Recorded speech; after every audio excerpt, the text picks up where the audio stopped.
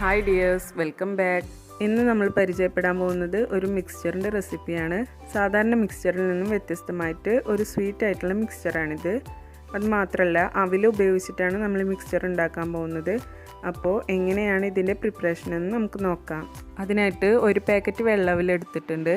പിന്നെ നിലക്കടല, വേപ്പില, ഇത്ര ഇൻഗ്രീഡിയൻസ് നമുക്ക് ഓയിലിൽ വറുത്തെടുക്കണം. ഇനി നമുക്കിത് വറുത്തെടുക്കാനായിട്ട് ഒരു ഉരുളി സ്റ്റൗവിൽ വെക്കാം. ഹൈ ഫ്ലെയിമിൽ തന്നെ വെക്കാം, എന്നാലേ ഉരുളി പെട്ടെന്ന് നമുക്ക് ചൂടായി കിട്ടുള്ളൂ. ചൂടായതിനു ശേഷം ഇതിലേക്ക് വറുക്കാൻ ആവശ്യത്തിന് സൺഫ്ലവർ ഓയിൽ ഒഴിച്ചു കൊടുക്കുക. സാധാ ഓയിലിൽ അല്ലെങ്കിൽ കോക്കനട്ട് ഓയിലൊക്കെ വറുക്കുന്നതിനേക്കാളും ടേസ്റ്റ് ഈ മിക്സ്ചറിന് സൺഫ്ലവർ ഓയിലിൽ വറുക്കുമ്പോഴാണ്. അപ്പോൾ സൺഫ്ലവർ ഓയിൽ തന്നെ എടുക്കാൻ ശ്രദ്ധിക്കുക. ഈ ഓയിലിലേക്ക് ആദ്യം 2 അവിൽ തരികളൊന്ന് ഇട്ട് കൊടുത്ത് വെക്കുക. ഓയിൽ നന്നായിട്ട് ചൂടായിട്ടുണ്ടെന്ന് ചെക്ക് ചെയ്യാൻ വേണ്ടിയിട്ട്. ഇപ്പോൾ ഓയിൽ നന്നായിട്ട് ചൂടായിട്ടുണ്ട്. ഇനി അവിൽ കുറേശ്ശായിട്ട് വറുത്ത് കോരിയെടുക്കണം. ഒരു പാക്കറ്റ് അവിൽ കുറച്ച് ഇട്ടിട്ടാണ് നമ്മൾ വറുത്തെടുക്കുന്നത്. മുഴുവനായിട്ട് ഇടുമ്പോൾ അത് മുഴുവനായിട്ടും ഫ്രൈ ആയി കിട്ടില്ല. അവിലിട്ടിട്ട് ഒരു 3 സെക്കൻഡ് ഇതൊന്ന് ഇളക്കി കൊടുത്താൽ മതി. പെട്ടെന്ന് തന്നെ ഇത് പാകമായിട്ട് കിട്ടും. വെള്ളവിലിൻ്റെ ഈ കളറ് മാറാതെ തന്നെ പെട്ടെന്ന് കോരിയെടുക്കുകയും വേണം. ഈ സമയത്ത് ലോ ഫ്ലെയിമിൽ വെച്ചിട്ട് വേണം ചെയ്യാൻ.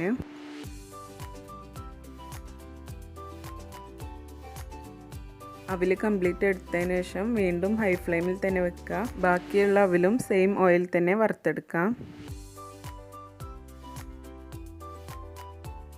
ചില പാക്കറ്റ് അവിൽ വാങ്ങിച്ചിട്ടുണ്ടെങ്കിൽ അവിൽ നന്നായിട്ട് പൊടി കാണാറുണ്ട്. അങ്ങനത്തെ അവിലാണെന്നുണ്ടെങ്കിൽ ഒരു വലിയ പാത്രത്തിലിട്ടിട്ട് ആദ്യം അവിലിൻ്റെ പൊടിയൊന്ന് മാറ്റിയെടുക്കണം. അല്ലെങ്കിൽ നമ്മൾ വറുക്കുന്ന സമയത്ത് ഓയിൽ കളർ ചേഞ്ച് ആയി പോവും. അപ്പോൾ അവിലും ആ വൈറ്റ് കളറിൽ തന്നെ നമുക്ക് കിട്ടില്ല. അങ്ങനെ അവിൽ മുഴുവനായിട്ടും വറുത്തെടുക്കൽ കഴിഞ്ഞിട്ടുണ്ട്.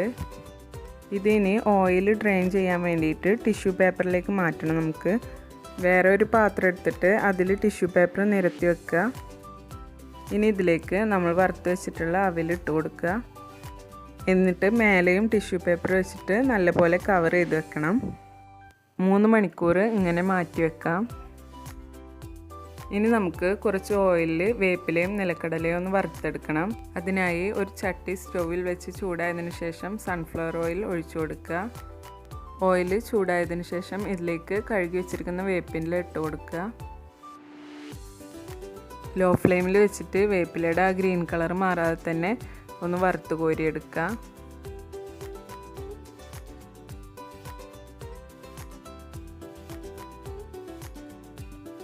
ഇനി ഈ ഓയിലിൽ നിലക്കടലയും കൂടെ വറുത്തെടുക്കണം. ചൂടായ ഓയിലിലേക്ക് കടല ഇട്ട് കൊടുക്കുക.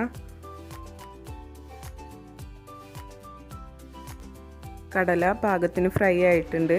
ഇനി ഇത് ഓയിലിൽ നിന്നും കോരിയിട്ട് ഒരു സ്ട്രെയിനറിലേക്ക് മാറ്റാം.